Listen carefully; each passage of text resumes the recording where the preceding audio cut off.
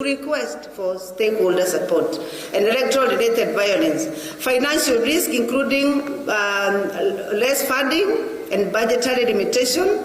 Then we have technological risk including system obsoleteness, data security breaches, and cyber threat is a risk which we are alive to and we shall be addressing and mitigating. Operational risk including voter apathy, procurement dispute, staff profiling, which we are requesting this time round. Let's not profile staff because they are Kenyans. We are only coming here to manage an election, a duty that must be done by a Kenyan. Please, we request that you do not profile us. We mean well, engage us if we err and have anything that, so that we address that risk. We also have the issue of reputational risk, including negative publicity, misinformation, disinformation, especially in this era of AI.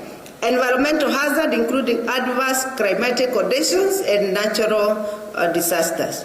Ladies and gentlemen, I may not dwell on how we shall mitigate that risk in the interest of time, but kindly note that we are very deliberate about electoral-related violence, which especially affects some of the marginalized groups like women and youth and a person with disability. We shall be engaging stakeholders to ensure that violence, these elections, is not violent. Just like this person who came here and talked about 2007. These stories should not come after 2027. We shall do our part as Iebc. Please let every stakeholder also do their part.